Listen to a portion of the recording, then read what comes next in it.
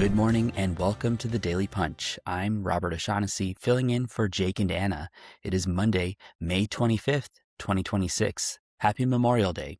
We've got three stories that we've been monitoring this morning. They are number one, Thune's next big headache. Number two, California Democrats aren't stressing about the gubernatorial race.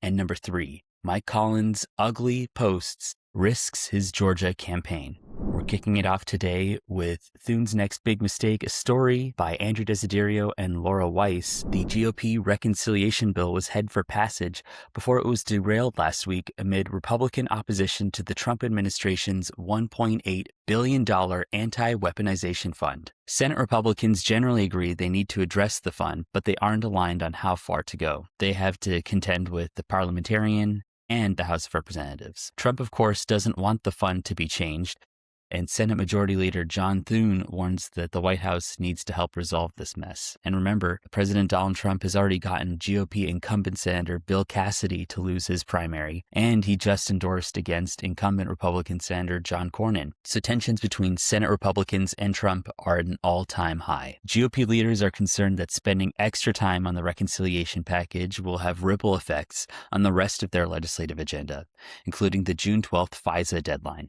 And that's coming up. The Senate is scheduled to return from its Memorial Day recess next week. Thune decided to punt the reconciliation bill last Thursday after a contentious Senate Republican conference meeting with acting Attorney General Todd Blanche. GOP senators were dumbfounded as Blanche, who was Trump's former personal attorney, kept defending the anti-weaponization fund even when warned of the potential political backlash. According to interviews with several GOP senators and senior aides, Republicans won't accept, quote, assurances from administration officials over how the fund will be governed. They want binding legislative language instead. Complicating matters further, some Republicans are concerned that even voting for restrictions on the fund would be seen as voting to authorize it. Remember, the Trump fund isn't mentioned anywhere in the reconciliation package. It was only set up a few days before the Senate was set to pass the measure, resulting from Trump's lawsuit against the IRS over the unauthorized disclosure of his tax returns. Even if Thune is able to find consensus language to add to the bill on the front end, it's unclear whether that would prevent a handful of vulnerable Republicans from voting for Democratic amendments anyway during the vote-a-rama. Depending on how Republicans choose to address the issue, Senate Democrats are considering a bunch of amendments, including to block creation of the fund outright. And now the number two story of the morning, California Democrats aren't stressing about the gubernatorial race. This is a great story by reporter Max Cohen. With just over a week until the June 2nd primary, California House Democrats are growing increasingly confident that they'll have one or even two Democrats emerge in the runoff for the Golden State governorship. For a while, the crowded Democratic field and two viable Republicans meant it was possible that no Democrats would advance to the general in California's jungle primary system. But with Trump endorsing Steve Hilton and former HHS Secretary Javier Becerra and Tom Steyer pulling away from the field, Democratic fears have been assuaged. California Democrats on Capitol Hill told us they see Becerra as most likely to advance to the general, with Steyer as the second most likely Democrat. Part of the problem was that California's Hill delegation never solidified around a single candidate. Many Democrats wanted Kamala Harris or even Senator Alex Padilla to jump in, but that, of course, never happened.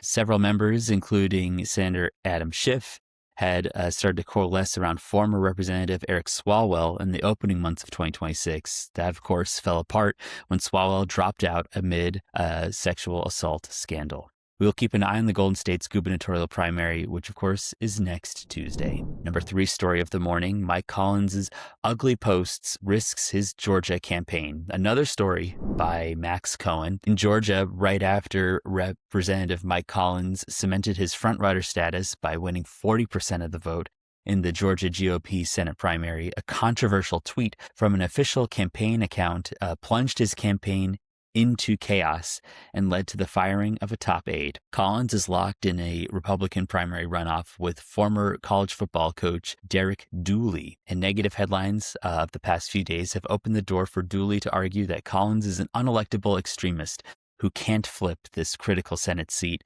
currently held by Senator Jon Ossoff, a Democrat. So what happened? On Friday afternoon, GOP strategist Luke Thompson quote tweeted a poll on X that showed Collins leading Dooley 46-41 in the runoff. My Collins War Room, an official Collins campaign account, replied to Thompson, taunting the Republican strategist's wife, Brooke Nevels, a former NBC News staffer who accused disgraced former anchor Matt Lauer of sexual assault. Lauer has denied the accusations. Collins fired Brandon Phillips, his longtime staffer and former chief of staff, over the controversy. Phillips is the subject of an unrelated probe by the House Ethics Committee. Trump and top Senate Republicans are neutral in the Georgia primary, but Senate Leadership Fund Executive Director Alex Latcham slammed Collins in a notable X post. And you can read that in our AM edition. The controversy is adding to GOP skepticism about Collins' ability to beat Ossoff in the general election. Collins is a firmly right-wing member with an unapologetic MAGA brand. While Trump won Georgia in 2024, some Republicans fear that nominating Collins is a recipe for losing the state in a midterm that could favor Democrats. We will keep an eye on this race as well. The Georgia runoff is on June 16th. And that's going to do it for us today. Thank you for listening. And if you're watching this on YouTube, thanks for watching. A programming note, we are running AM newsletters only this week. And if you're not subscribed to Punchbowl News' AM newsletter, what are you doing?